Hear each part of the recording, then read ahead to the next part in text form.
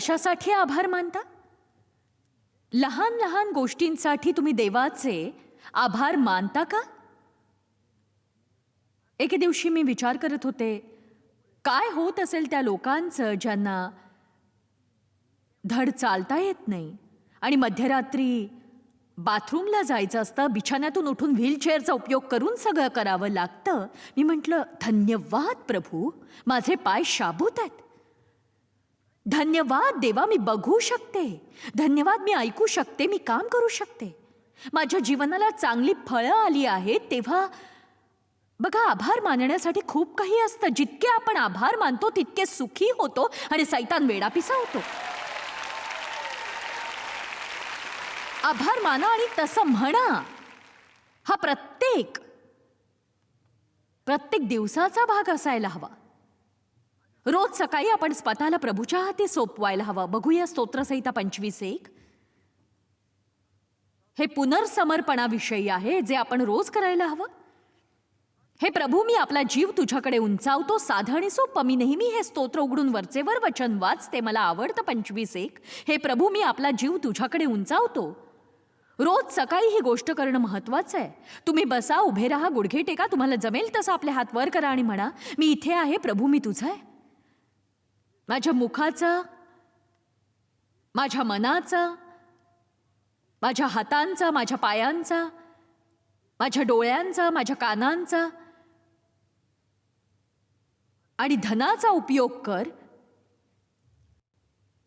मी तुला समर्पित होतेय प्रभू, स्वतःला तुझ्या हाती देतेय. बघा, आपण जास्तीत जास्त वेळ देवाला आपल्या गरजा सांगत असतो. ख्रिस्ती लोकांविषयी पौल जे म्हणाला ते मला खूपच आवडतं. तो म्हणाला, त्यांनी शक्य तेवढी आर्थिक मदत तर केलीच, पण त्यांनी स्वतःलाही प्रभूला दिलं. आता बघा, स्वतःला प्रभूला देण्यापेक्षा तुमचा पैसा प्रभूला देणं सोपं आहे. आज जेव्हा मी प्रभूला विचारलं की मी आज काय करावं अशी त्याची इच्छा आहे, तेव्हा हे म्हणण्यापूर्वी अनेकदा मला वाटलं, देवाने सांगितलेलं मला आवडलं नाही तर. आजचं उत्तर छान आहे, स्वतःचा आनंद लूट. उद्या काय मिळेल ते कुणास ठाऊक. माझा संदेश कुणी ऐकतंय का? बघा, मला ठाऊक आहे तुम्ही म्हणाल, बघा तुमच्या मनात हेच आहे की पण या गोष्टींसाठी मला वेळच नाहीये. Good night. इतकं करायला मला किती वाजता उठावं लागेल? बघा, मी काहीही म्हटलं तरी तुम्ही मनातलंच कराल, पण लक्षात ठेवा, सकाळी उठण्यासाठी तुम्हाला रात्री लवकर झोपावंच लागेल.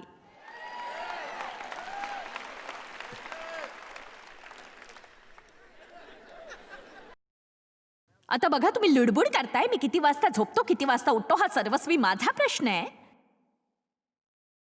बायबलमध्ये याची खूप उदाहरणं आहेत. याकोबाने पहाटे उठून देवाला हाक मारली, अब्राहमाने पहाटे उठून देवाला हाक मारली, दाविदाने पहाटे उठून देवाला हाक मारली. येशू पहाटे उठायचा, ती त्याची सवय होती आणि तो प्रार्थना करायला जायचा. मला हेच सांगायचंय की तुम्ही देवासोबत वेळ घालवला नाही तर तुमचे दिवसामागून दिवस दैन्यावस्थेत जातील.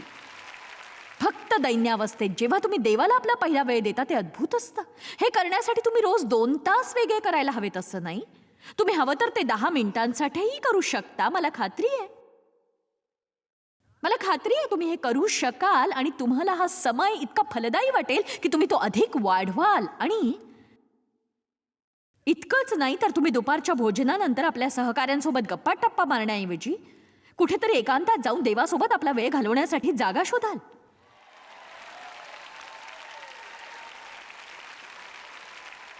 ऑफिसमध्ये काय चाललंय ते मला कदाचित कळणार नाही. माझा नवरा अनेक वर्ष कामाला जाताना ट्रॅफिक चुकवण्यासाठी घरातून लवकर निघायचा आणि तो वेळ तो बायबल वाचण्यात घालवायचा आणि मग जेवणाच्या सुट्टीत तो शतपावली करत प्रार्थनाही करायचा. आणि ही गोष्ट सेवेत यायच्या खूप आधीची आहे. चला, आता तुम्ही आत्ता जे काही करताय त्यावर भविष्यात तुमच्यासाठी कोणती दारं उघडतील ते अवलंबून आहे. तुम्ही तुमचा आत्मिक विश्वासूपणा प्रगट करा, आत्मिक वस्त्र परिधान करा आणि आत्मिक दृष्ट्या नग्नावस्थेत फिरणं सोडा.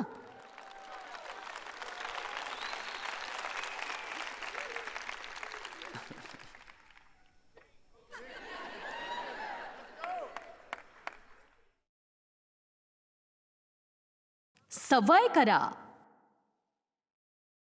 लूक अध्याय 22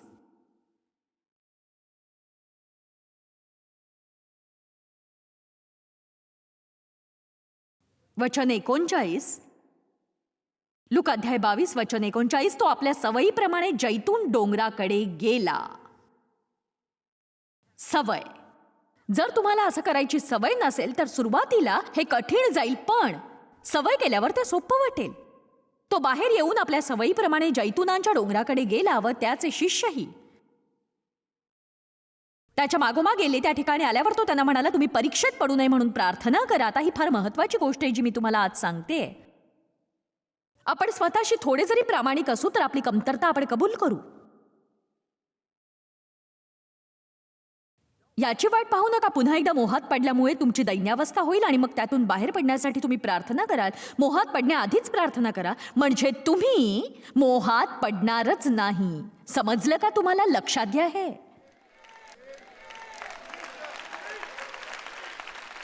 आमेन. मोहात पडण्याआधीच प्रार्थना करा. हीच गोष्ट येशू आपल्या शिष्यांनाही सांगत होता. तुम्ही परीक्षेत पडू नये म्हणून प्रार्थना करा. त्याला ठाऊक होतं ते कठीण प्रसंगात पडणार आहेत आणि तो मनात म्हणत असेल, तुम्हाला वाटतं तितके तुम्ही बलवान नाही आहात म्हणून प्रार्थना करा, कारण येत्या काही तासांमध्ये तुम्हाला देवाची मदत लागणार आहे. आणि बायबल म्हणते ते प्रार्थना करताना झोपले. बघा, देवापासून दूर जाण्याच्या प्रचंड दबावाखाली असतानाही त्याने टिकून राहून देवाची इच्छा पूर्ण केली आणि देवाला त्याच्याकडून जे हवं होतं ते तो करू शकत होता. पेत्राने ख्रिस्ताला 3दा नाकारलं. 3दा नाकारलं. आमेन.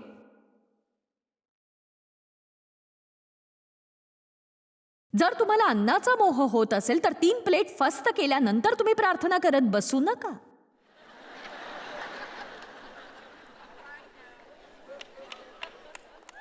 निरंतर प्रार्थना करा. रोज करा. प्रभू, यावर जय मिळवायला मदत कर.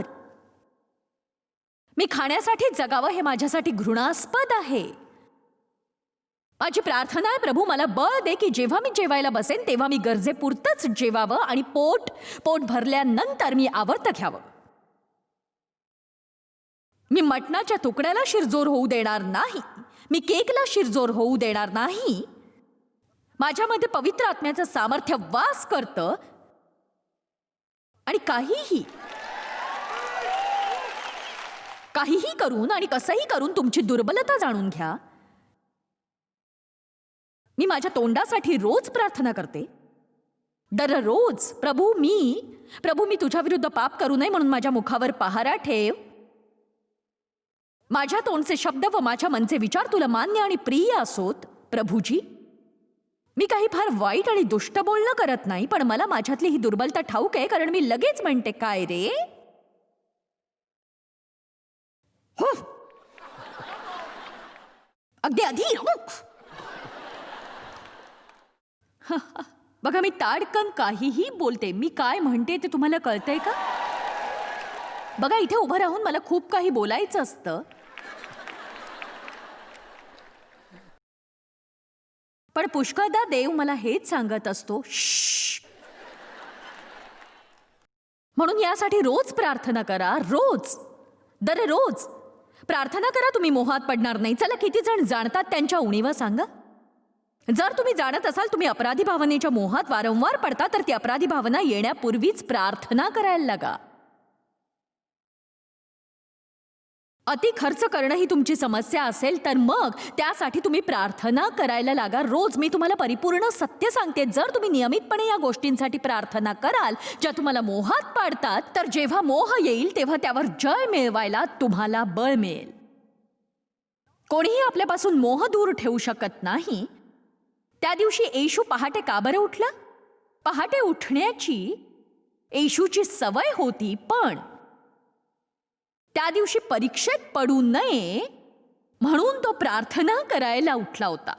परीक्षा येणार आहे त्याला ठाऊक होतं. तो म्हणाला, पित्या तुझी इच्छा असेल तर हा प्याला मजपासून टळू दे, पण तुझ्या इच्छेप्रमाणे हो. बायबल म्हणतं की तो इतका कष्टी झाला की त्याचा घाम रक्तासारखा पडला. तरीही तो म्हणू शकला, माझी नव्हे तुझी इच्छा पूर्ण हो. तुझी इच्छा असल्यास हा प्याला प्यायला मी तयार आहे. त्याने प्रार्थना केली आणि देवदूतांनी येऊन त्याला सामर्थ्य दिलं. हालेलुया. योहान 8.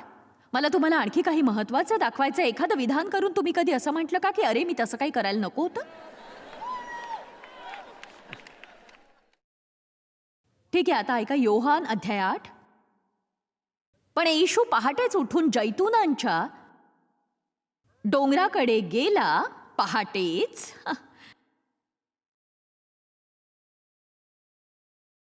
मी तुमच्या जीवनाशी 2 हात करतेय, बरोबर बोलले ना? मी तुमच्या जीवनाकडे बोट दाखवतेय. बघा, पहाटेस उठून तो पुन्हा मंदिरात आला तेव्हा सर्व लोक त्याच्याकडे आले आणि तो बसून त्यांना शिकवू लागला. त्यावेळी व्यभिचार करताना धरलेल्या एका स्त्रीला शास्त्री व परुषी यांनी त्याच्याकडे आणले व तिला मध्ये उभा करून तिच्याविषयी येशूला सांगितलं.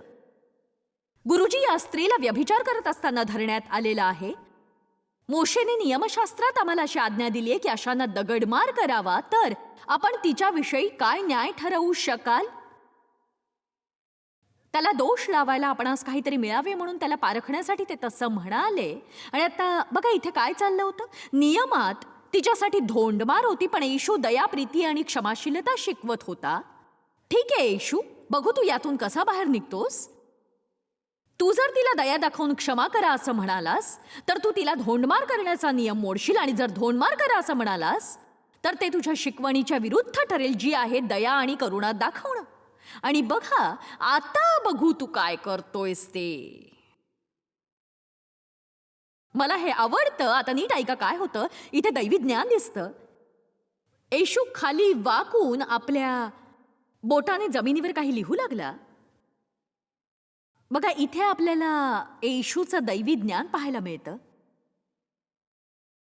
आपल्याला येशूचं दैवी ज्ञान पाहायला मिळतं. आता बघा, पुढचं वचन बघूया. आणि ते त्याला एकसारखे विचारत असता तो उठला आणि त्यांना म्हणाला, तुम्हामध्ये जो निष्पाप असेल त्याने तिच्यावर पहिला दगड टाकावा.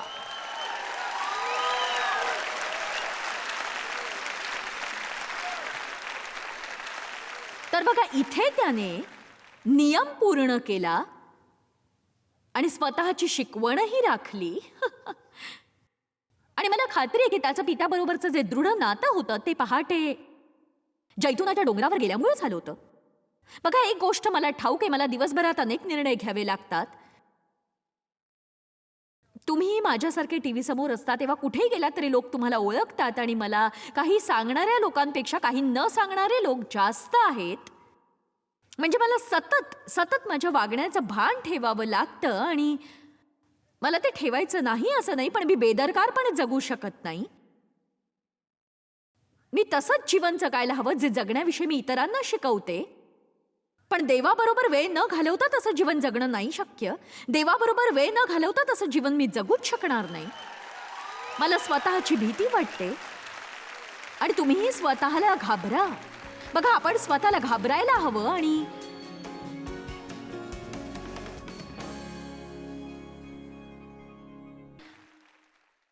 म्हणूनच म्हणते, ज्ञान वापरा.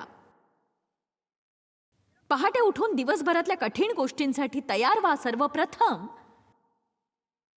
त्यांचा निकाल लावा. जी कामं करायची त्यांना तुम्हाला घाबरवू देऊ नका. आणि बघा, प्रत्येकालाच कुठल्या तरी एका कामाची घृणा वाटते.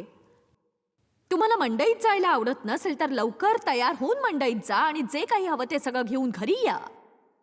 मंडईवर जय मिळवा. आमेन. गल्ल्याथाला मारण्यासाठी दावीद पहाटे उठला. बघा, बिछाण्यावर पडून अलार्म पुढे ढकलून तुम्ही राक्षसांना मारू शकणार नाही. ओ हॅलो. पण मला ते जमतच नाही. मी सकाळी उठूच शकत नाही. ठीक आहे, मग जेव्हा कधी तुम्ही उठता तीच तुमची सकाळ आहे. जर तुम्ही 10 वाजेपर्यंत झोपला तीच तुमची सकाळ आहे. तुम्ही तुमचा दिवस कधीही सुरू करा, पण तो तुम्ही देवाबरोबर सुरू करायला हवा, हे लक्षात घ्या. आणि काही गोष्टी हेतुपूर्वक करायला हव्यात. दृढ निश्चय करायला हवा की देवाने नेमलेला दिवस हाच, यात आपण आनंद करणार आहोत. आनंद चोरणाऱ्या सैतानाबरोबर तुम्ही घोषणा करा, मी आजचा आनंद लुटणार आहे. माझं नीतिमत्व मी धारण करणार आहे. मला ठाऊक आहे मी ख्रिस्तात कोण आहे. मी शांती धारण करणार आहे. ख्रिस्ताने मला शांती दिली आहे. मी आज निराश होणार नाहीये जरी सगळ्या गोष्टी माझ्या मनासारख्या घडल्या नाहीत. मी आत्म्याची तलवार उपयोगात आणणार आहे. मी माझ्या मुखाने देववचन बोलणार आहे. मी विश्वासाने ढाल धारण करणार आहे. मी तारणाचं शिरस्त्राण घालणार आहे. मी प्रीती धारण करणार आहे. मी दया धारण करणार आहे. या गोष्टींना फार वेळ लागत नाही, पण तुम्ही दिवसासाठी सज्ज होता. तुम्ही सकाळी लवकर उठता, देवाला शोधता, कारण तो तुमचा मान्ना आहे. इस्रायली सकाळीच उठून मान्ना गोळा करायचे. तो पहाटेच दिला जायचा. तो वितळेपर्यंत ते थांबू शकत नव्हते, कारण दुसऱ्या दिवसापर्यंत त्यांना काहीच मिळालं नसतं. म्हणून ते पहाटेच उठून आपल्या भांड्यात तो गोळा करायचे. प्रभू येशू हाच तुमच्या जीवनाची भाकर आहे.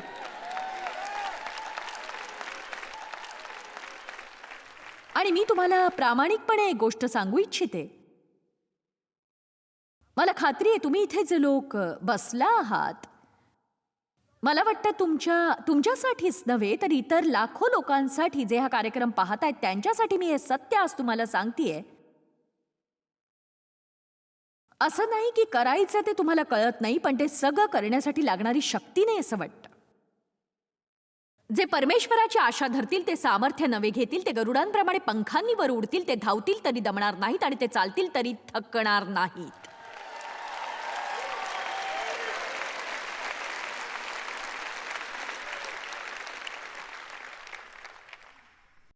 कठीण गोष्टी पटकन निकालात काढा. देवाने अब्राहमाला आपला मुलगा अर्पण करायला सांगितला तेव्हा तो पहाटेच उठला.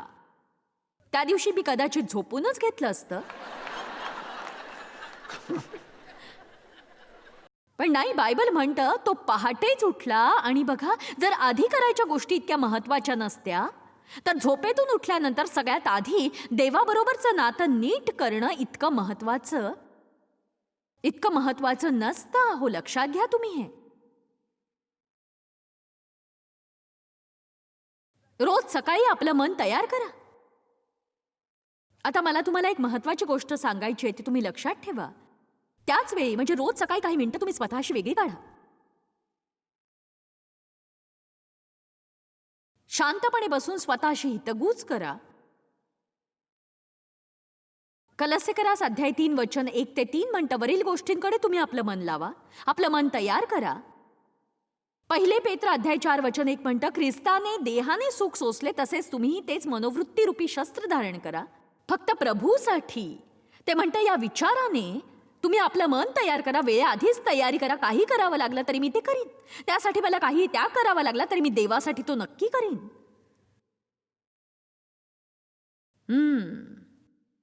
मी समेट करणारा, शांती राखणारा होईन.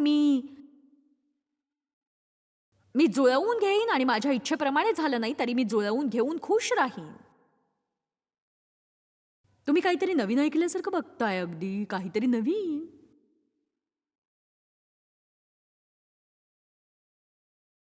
पण बघा, हे सगळ्यात महत्वाचे. गलतीकरास 10 कटाक्षाने आशीर्वाद बना. दररोज थोडा वेळ हे ठरवण्यात घालवा तुम्ही एखाद्यासाठी काय करू शकता आणि ते अगदी त्वरेने करा. तुमच्या संपर्कात येणाऱ्यांचं कौतुक करण्याचा निश्चय करा. त्यांचं कौतुक करण्यासाठी काहीतरी म्हणा. आपण मनात म्हणतो, ओ तिने घातलेला ड्रेस खूपच छान आहे, तिचे केस किती छान वाटतात. मग आपलं तोंड उघडून तसं का नाही म्हणत? म्हणा. विचार करून कुणाचं कौतुक होत नाही. त्याला सांगा. दुसऱ्याचं कौतुक करून तुम्हाला आनंदच वाटेल. तुमच्या जीवनाच्या जोडीदाराचा आज निदान 5दा तरी कौतुक करण्याचा निश्चय करा तुम्ही.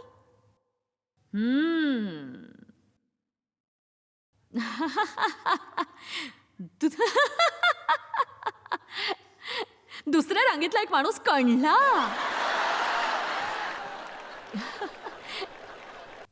कौतुक करून तुम्ही तुमचा विवाह वाचवू शकता. हो, इतकंच नव्हे तर तुम्ही म्हटलेल्या सकारात्मक गोष्टींना ते प्रतिसाद देऊन तुम्हाला अधिक खुश करतील. लक्षात घ्या. तुम्हाला न आवडणाऱ्या गोष्टींविषयी तक्रार करू नका. फक्त कुणाचं लक्ष घराकडे गेलं का? मी कडवट भावना घेऊन आता आणखी जगणार नाही. मी काही गोष्टींसाठी मनाचा निग्रह केलाय. मी मनाचा निग्रह केलाय. मी माझ्या जीवनाचा आनंद लुटीन आणि सदैव शांतीत राहीन आणि मी गुलामगिरीत जगणार नाही. आणि जर कोणी मुक्त असेल तर ती मी आहे.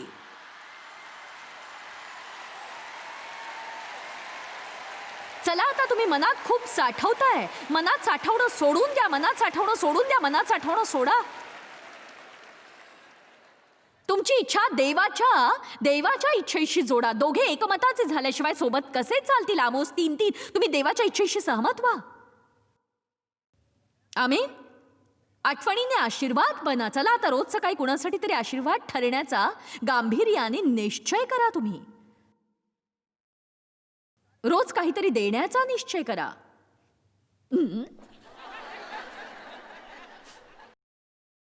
तुम्ही फक्त घरातून फेरफटका मारा. तुम्हाला गरज नसलेल्या अनेक गोष्टी तुम्हाला दिसतील.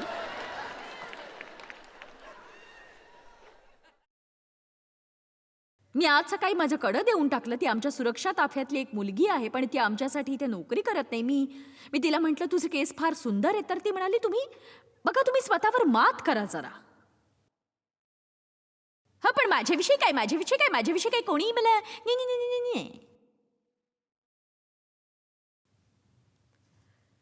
ठीक आहे. रोज सकाळी तुम्ही मोठ्याने काही शब्द उच्चारत जा. रोज तुम्ही देववचन मोठ्याने बोलत जा. रोज तुम्ही स्वतःविषयी भाकीत करत जा. पण याचा अर्थ काय बरं लावावा? ज्या गोष्टी जशा आहेत तसं बोलणं सोडून द्या आणि ज्या गोष्टी नाही त्या गोष्टी बोलत जा, त्या असल्यासारख्या. तुम्हाला झोप येत नसेल तर रोज असं म्हणू नका की मला झोप येत नाही. मला नीट झोपच येत नाही. बघा ना, मला झोपच येत नाही. मला झोपच येत नाही. मला थोडी झोप हवी आहे. मी फारच कमी झोपते.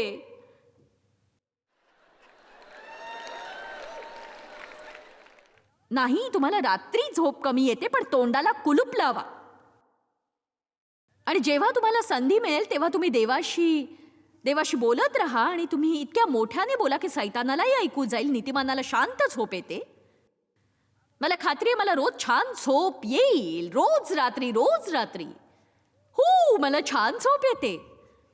बघा, मला आत्ता झोप आली आहे.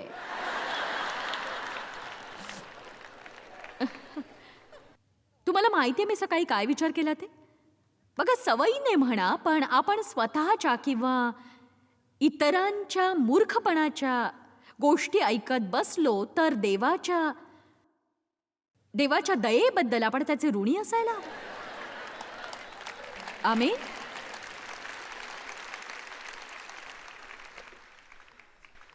दिवस नीट सुरू करा. देवदूत देवाच्या वचनाकडे कान लावतात. स्तोत्रसंहिता 103:20. तुम्ही वचन बोललात की देवदूत ते ऐकतात. कोणीतरी आपल्याला कामाला लावतंय. हो. तुमच्या दिमतीला 20 देवदूत असतील तर ते किती वैतागले असतील. ते या विश्वातले सगळ्यात कंटाळलेले देवदूत असतील, कारण त्यांना काम करता येईल असं तुम्ही त्यांच्यासाठी काही बोलतच नाही.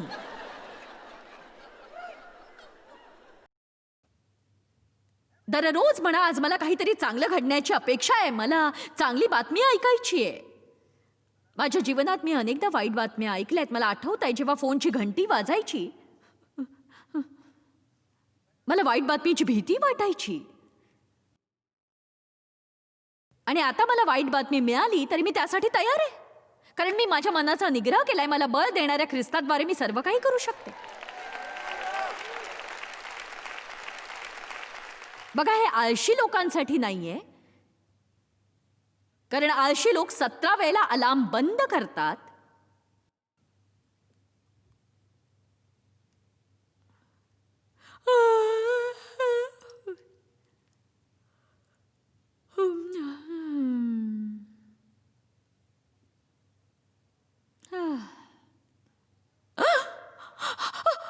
अरे बापरे, अरे बापरे.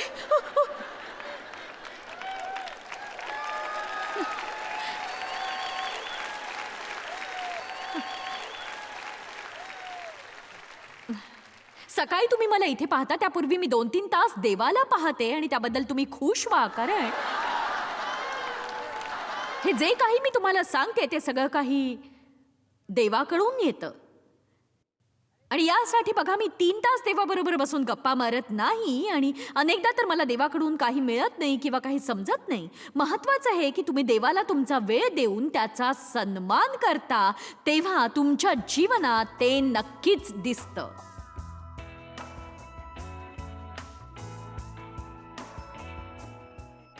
मला खात्री आहे की आजचा संदेश तुम्हाला त्या सगळ्या गोष्टींपासून सुटायला प्रेरित करील ज्या तुम्हाला पुढे जाऊ देत नाहीयेत. फिलिप्पिकरास 3:13 प्रेषित पौल म्हणतो, मी एक गोष्ट करतो, तीही की मागील गोष्टी विसरून पुढील गोष्टींकडे लक्ष ठेवून मी धावत चालतो. आणि हे आपल्यासाठी महत्वाचं आहे. तुमच्यासाठी सादर आहे अद्भुत अशी भेट, एव्हरीडे लाईफ बायबल. या हार्ड कव्हर आवृत्तीसोबत आहे bonus DVD how to study the Bible.